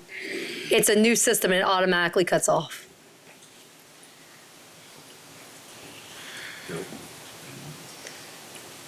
No, You're on now, Ms. Triggs. Okay. So I just want to say I don't think that these people are going against their own crew's rules. I talked to the Mr. Boudreau from the crew of Houmas. They also they promulgating division in our community that we don't need, okay? And they don't deserve to ride. They don't deserve to ride, And I don't think that some of these crews are going to be highly disappointed if they get charged or whatever. I mean, we pointed out the float numbers. We pointed out the position that they were at. We took pictures. So I would like to see them arrested. I'd like to see them unable to ride. And if you can't control your riders, I think, if we enforce the ordinance as it is, then it will force people to self-police their own crews a lot better. And, you won't have people that are, wanting to throw back. Because I can't say that if nothing is done, that I will keep discouraging people not to throw back. How can you, ask people to be insulted and to continue for that to happen? So I'm here tonight because, my son was a little disappointed in some of the other children that I was with. But when he remembers this incident, as he surely will as an adult, I want him to remember that I came forward to try to do something, and I want him to remember that you did something too. Thank you, Ms. Triggs. And we do have a few lights, so Okay. just hold tight. Mr. Trosclair? Yes, thank you, Madam Chair. Ms. Triggs, totally sympathize with you. I've been a member of Hercules for 23 years, and I do know that there have been people in our club that have done crazy, stupid things. And the laws are there, the ordinances are there. We create the laws as a council here, and there are enough laws to control this. You know, we have to get law enforcement to take a more active role in getting these guys off the floats at the time it's happening. I mean, they have the authority to pull them off the floats, and I agree with you 110%. You know, that needs to happen, and it needs to start happening, because the more it goes on, the more bold and brash these people are getting on these floats, you know. And, you know, granted, you know, a lot of people have been drinking all day, and they don't normally wouldn't do that kind of stupid things. But when you throw something like that, you planned that because you had it on the float. Right. So when you put that on your float, you wasn't drunk then. So that's not an excuse. So, you know, I really think, you know, that you should bring your concerns, and I'll definitely do it. And, you know, to our new chief, our sheriff, those are the guys that can make that part of it happen. We're not an enforcement group, you know. Government is not, we don't enforce it. We make the laws, we're the legislative body. But I totally agree with you, and I think something should be done, because, you know, I don't like the crew of Hercules getting a bad name for 5 or 6 people or a dozen people being stupid on the floats. That's right. Saying I'm sure the majority of the crew of Houmas don't either. Right. But you do have, you know, you got to accept the responsibility of what's happening on there. So, you know, I applaud you for coming here and bringing up your concerns, but I think we need to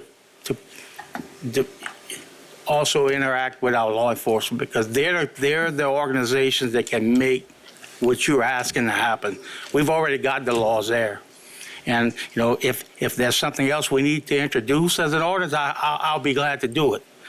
But, you know, looking at the ordinances, I think we pretty much covered it. You know, our previous councils have covered it, because we hadn't made any ordinances since I'm on the council. But, you know, there's not much more we can do without any enforcement that's going to change anything as far as the council, other than talk to our sheriff and our chief, because they're the ones that enforce the whole parade route. But thanks for coming, and I appreciate your concerns. Okay. Thank you, Mr. Trosclair. I have a few more lights. Mr. Carl Harding. Well, I'm so sorry. There, you're on. okay, I think the first thing we should do is, don't we have a Mardi Gras committee appointed by the chair? Yes, Mr. Harding, I was going to discuss that at the end. Yes, sir. Okay, then. So, Yes, sir. well, we can start there. Yes, sir. We do, and actually, Mr. Steve Trosclair is the chairman of that committee. I'm not sure if you knew that, Steve, but he is the chairman of that committee, and so he would be the one to go ahead and start those conversations with law enforcement and possibly bring in the Mardi Gras crews as well, to have that meeting and to start that. So I'm pretty sure that I feel comfortable to say these Mardi Gras crews don't want that. They don't. Yeah. You know. Right. But, for sure, I sympathize with you. You know what I mean? It happened in my district. Second time something like that happened in my district. It's like a person that's riding down the street in the car. Someone in the back seat throws something out the window. Who's responsible? Like, this is not a souvenir. Yeah, well, bring home. but the scenario is the fact that I'm pretty sure the carnival, let's say crew of homeless, okay, they have individual floats. Those floats have float captains. And my understanding of it, they load those floats up. So that float captain somehow or another have a responsibility. Now, we can blame it on the alcohol if you want, you know what I mean? But then the old saying is, drunk man speak a sober mind. So therefore, to look at it that way, you know, to have this kid, this young man over here, affected by this, you got to understand it affects people for a lifetime. I think we had something like this to come up before.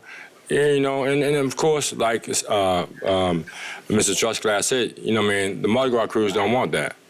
You know, man, there's a lot of money coming in to Terrebonne Parish, and to have something like this, there were other areas that have something similar to this, but then I think we should handle this is through the policing of themselves. And then you've done a wonderful job knowing the float from prior experience, knowing what float it was, what the position of the person was, and anyone else that goes through that, make sure you get a report and go to the nearest police officer to actually have that offender actually sought out to have the full penalties that are necessary. You know, thank you. Thank you, Mr. Hardy. Mr. Babin? Yes, Ms. Triggs, thank you very much for coming. You're going to be the catalyst here to get something moving in the right direction. I've been on the council 7 years. I really don't remember, and we possibly had, I don't remember anybody coming up here with as much passion and as articulate as you about what happened, all right? We do have a new chief, all right? We do have members up here that belong to the crews. We do have a committee that Mr. Trostclair is the chairman, and that's where we're going to start, is discussing is this. And I'm sure what they'll do is they'll have a representative from each club.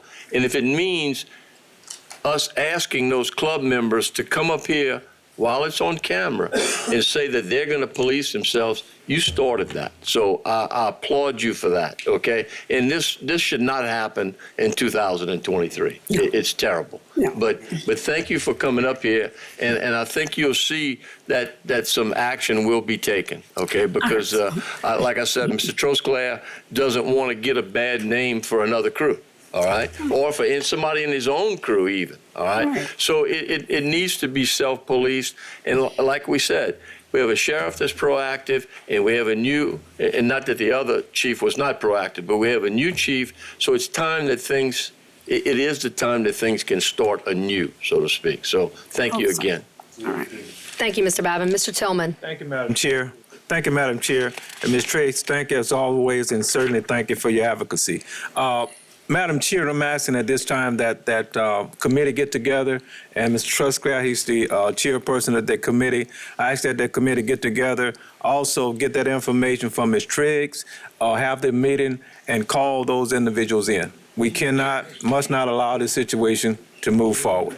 So, Ms. Triggs, we appreciate it if you get with the committee. They're going to contact you and give them all the information and photos that you have so we can go ahead on and put this situation to rest. Thank you. Thank you, Madam Chair. Thank you. And Ms. Triggs, I do appreciate you bringing this up to our attention tonight, and what a great role model you're being for your son to advocate for not only yourself but your community. It's really wonderful to see that. And if you could reach out to our staff tomorrow and send your information, they'll go ahead and send your information to Mr. Trostclair, and then that way we can start getting the ball rolling on this. All right. Thank you so much. I appreciate it. All right. All right.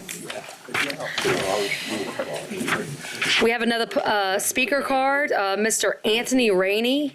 He wishes to address the council related to pickleball versus AAU basketball and the use of the gym. Yes, ma'am.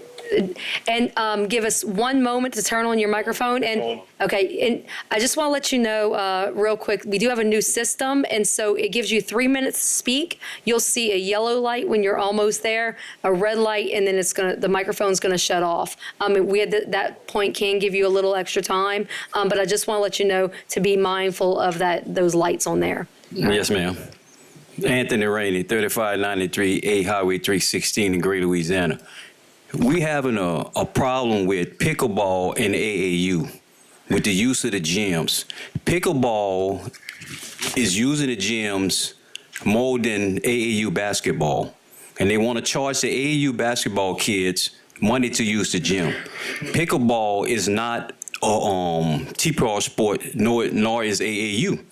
So why is one organization having the use of these recreation facilities and the other ones have to pay?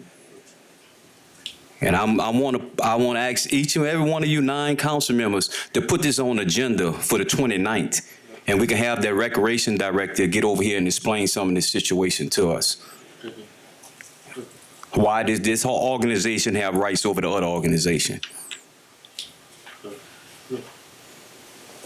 So can I get a commitment from one of y'all to get this put on the agenda and have that recreation director here on the 29th?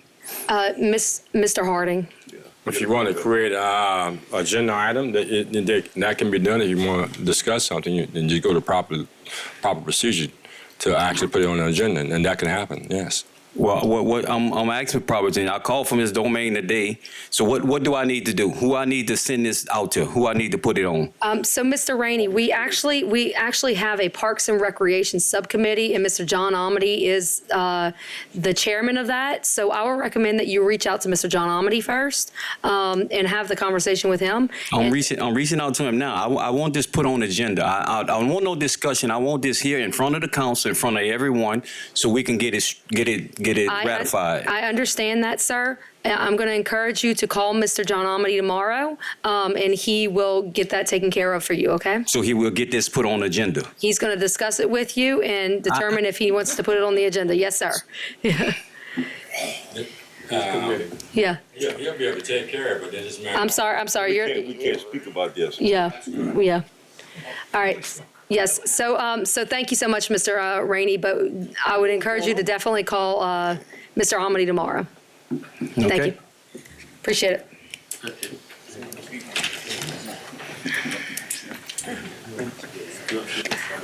Item 5, committee reports. Budget and Finance Committee, Mr. Dirk Guidry. I make a motion the council accept and ratify the minutes of the Budget and Finance Committee held on March 13, 2023, and I have one public hearing. An ordinance to amend the 2023 adopted operating budget, 5-year capital outlay budget, and budgeted positions of the Terrebonne Parish Consolidated Government for the following items and to provide for related matters. Hazard mitigation, $86,921. Animal shelter, $63,991. City Marshal, $1,138. Facility Planning and Control, Valhalla Extension, Savannah to 311, $2,600,000. Department of Transportation and Development, Civic Center, Valhalla, Roundabout, $150,000. Facility Planning and Control, South Louisiana Wetland Discovery Center, $250,000. South Louisiana Wetland Discovery Center, $1,567.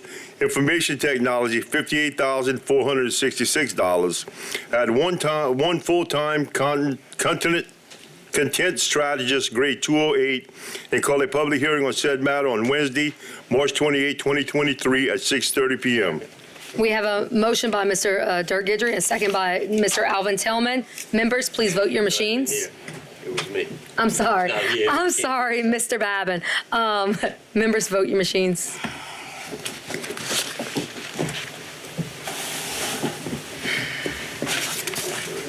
We have 9 yeas, motion passes. Item B, Community Development and Planning Committee, Mr. John Amity. Thank you, Madam Chair. I make a motion that the council accept and ratify the minutes of the Community Development and Planning Committee held on March 13, 2023, and I have 2 public hearings. The first is an ordinance to dedicate and accept the maintenance operation of the streets, drainage servitude, sewer, and rights-of-way for the New Isle Subdivision Phase 1, energize and accept the streetlights, and to incorporate Jean-Charles Boulevard, Dordar Street, Pelican Street, and New Start Road into the enhanced 911 emergency response system for the purpose of providing a better means of locating addresses and calling a public hearing on said matter on Wednesday, March 29, 2023 at 6:30 p.m. The second is an ordinance authorizing the parish president to accept and execute on behalf of the Terrebonne Parish Consolidated Government as grantee a drainage servitude agreement to install a culvert crossing Bayou Terrebonne over TPC's existing Louisiana Revised Statute 38:113 servitude and call a public hearing on said matter on Wednesday, March 29, 2023 at 6:30 p.m. We have a motion by Mr. John Amity and a second by Mr. Gerald Michel. Members, vote your machines. We have 9 yeas, motion passes. Item C, Public Services Committee, Mr. Carl Harding. Yeah, I make a motion that the council accept and ratify them. Hit request to speak. Turn them on. Yes, I make a motion that the council accept and ratify the minutes of the Public Service Committee held on March 13th, 2023, and I have two public hearings. The first one is an ordinance to authorize the parish president to execute a lease agreement to Montague Boat Launch, which will replace and extend the current lease of the Montague Boat Launch to provide it for the public recreation boat launch in Montague, and call for a public hearing on said matter on Wednesday, March 29, 2023 at 6:30 p.m. I have the second one, and ordinance to authorize the acquisition of property sites or servitudes required for Country State Bridge Replacement Project, LADOTD project number H 011399, authorize the parish president to execute any and all documents necessary to acquire sites, property, and/or servitudes for said purpose, and call for a public hearing on the matter on Wednesday, March 29, 2023 at 6:30 p.m. Still second. We have a motion by Mr. Carl Harding, a second by Mr. Steve Trosclair. Members, vote your machines. 9 yeas, motion passes. Item D, Policy, Procedure, and Legal Committee. Mr. Gerald Michel. Thank you. Make a motion that the council accept and ratify the minutes of the Policy, Procedure, and Legal Committee held on March 13th, 2023, and I have no public hearings. We have a motion by Mr. Michel and a second by Mr. Dirk Guidry. Members, vote your machines. 9 yeas, motion passes. Item 6, streetlights. No action needed. As per, no action needed. Item 7, vacancies to various boards, committees, and commissions. Fire Protection District Number 5 Board, 1 expired term. Fire Protection District Number 6 Board, 1 vacancy due to resignation. Fire Protection District Number 8 Board, 2 expired terms. Bayou Blue Fire Protection District Board, 1 expired term. Coteau Fire Protection District Board, 1 expired term. TITA, 2 expired terms. Terrebonne Parish Tree Board, 3 vacancies due to resignations. Monthly Engineering Report. Accept as submitted. Except as submitted. Mr. Carl Harding, do you have a light on that one? Yes. Mr. Toops, I actually brought this up some time back. We're looking at a project that's been, I actually started out like 20-some years ago, right? And that's the Mount Pilgrim Forest Drainage Area, 6th Street Humphreys. Could you give me a little more information on that later on at a later date? I think I spoke with you in reference to that before. Yes, sir. Yeah, just to get a little follow-up on that. Happen to read it again, you know. Appreciate it. Thank you, Mr. Harding. Item 9, announcement. Oh, so, I'm sorry. Members, vote your machines.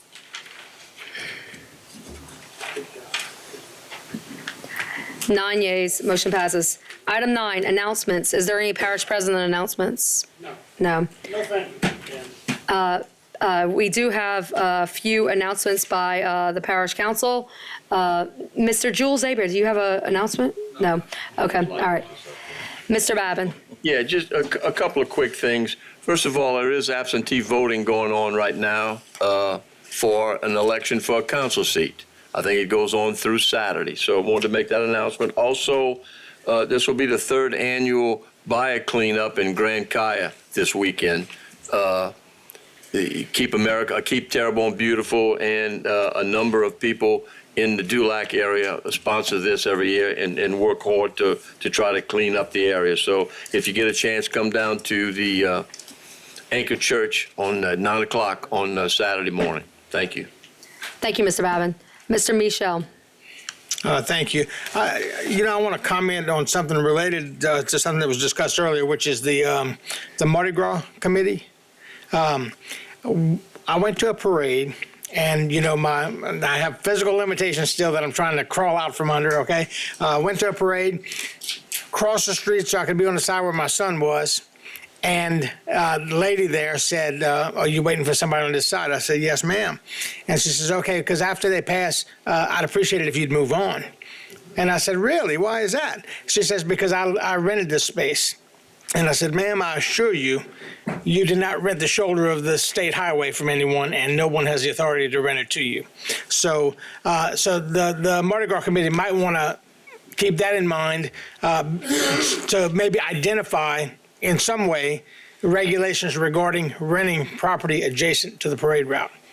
To whatever degree we can do that. So I just wanted to mention that. And secondly, please, for those who are able and willing, please don't forget to give blood for those who are in need. Thank you. Thank you, Mr. Michel. Mr. Steve Trosclair? Yes, while we're talking about parades, I want to invite everybody to come to Houma for the annual Irish Italian Parade, which will be held Sunday at 1 o'clock, starting at the Canadas parking lot. And I'm not quite sure where. I think at Town Hall is where it ends at. So I'm sure, we'll have some good throws, in the form of vegetables and fruits and stuff.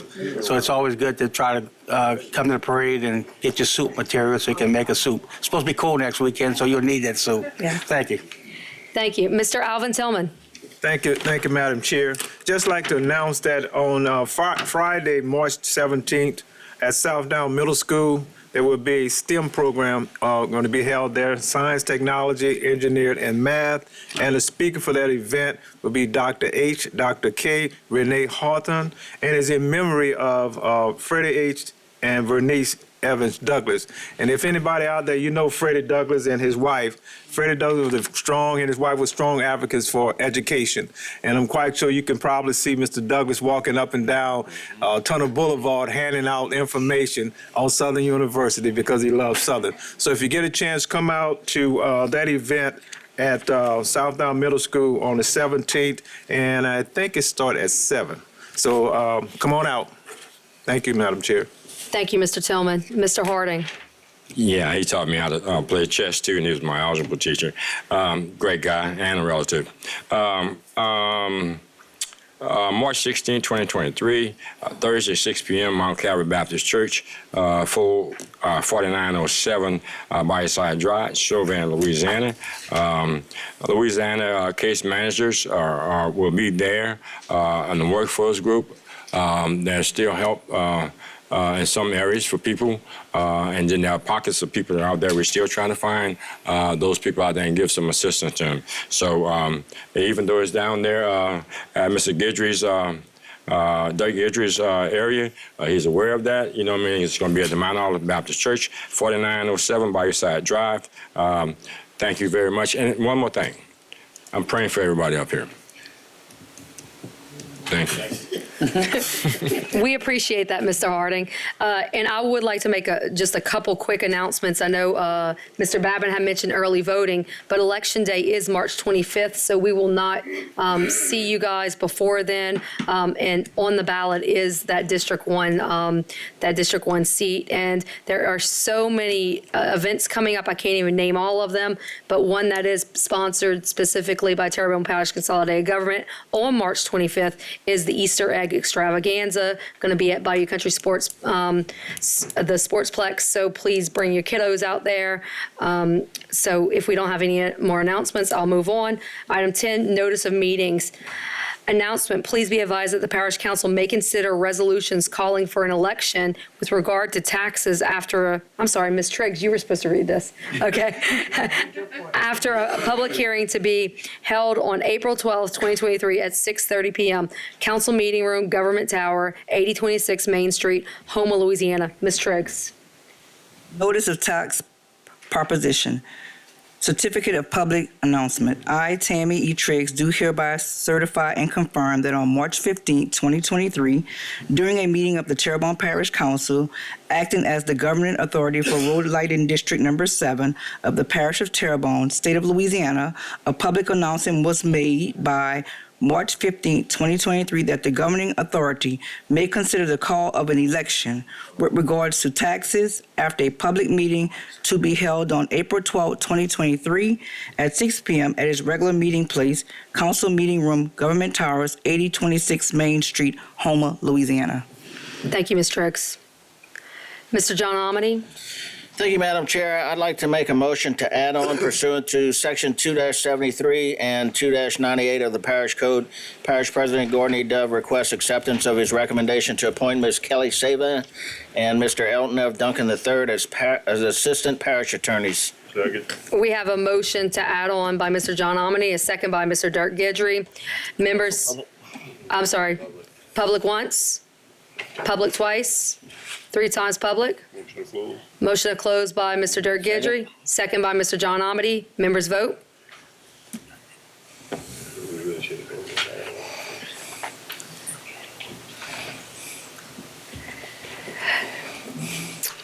We were supposed to vote for the add-on. Yes. Yeah, we were supposed to vote for the add-on first. So can we please revote for the add-on? I thought that's what we were voting. Okay. All right. Sorry, got confused, Mr. Babin. All right. All right. So we've now voted for the add-on. No, we didn't, did we? Yes, we did. No, I want to ask her a question. Okay. Yes, sir. Okay. Mr. Why Michel. is this a last-minute add-on? Mr. Abear. The parish was, I collected from our insurer in excess of over $1 million for the damage that was done by Terrebonne. The insurer's coming in with their own attorney to subrogate part of the claim. We probably collected 90% of the money, and then they want to bring in their own attorney to be co-counsel with us and to represent the subrogee. And so the charter requires that when we bring on special attorneys in the name of the parish, that they have to be named as assistant parish attorneys by the parish attorney and confirmed by the council. She's coming on now because we're in litigation in federal and state court, and they are coming on now. They've already started working, so I want to get this confirmed and done as soon as possible. Okay, and in the spirit of working with administration, I'm going to vote yes. Okay. All right. So members, vote your machines. All right. So we have just voted to add it on. So can we get a motion though? Motion to close. No, you have to make a motion to. No, you need to public. We did public. Now we have to make. In actuality, we did it. Okay, all right. Cart before the horse. All right. Okay. All right. Public once, public twice, 3rd time public. Motion to close. Motion to close by Mr. Dirk Gidry, second by Mr. Carl Harding. Motion to adopt by Mr. Steve Trosclair. We got to vote to close. Okay. All right. Yeah. All right. Mr. Jules, you have a comment? Yeah, you vote to put the add-on first, and then you vote to We did that. as an add-on. Yeah. Too many chiefs. Yeah. Has everybody voted? No, I don't have it now. Okay. Okay, we have 9 yeas. It has been added, and public has been closed. Steve, go ahead. All right. All right, motion to adopt by Mr. Steve Trosclair and a second by Mr. Carl Harding. And Mr. Michel, do you still have a comment? Okay, all right. All right, vote your machines. 9 yeas, motion passes. No, we're going to executive session.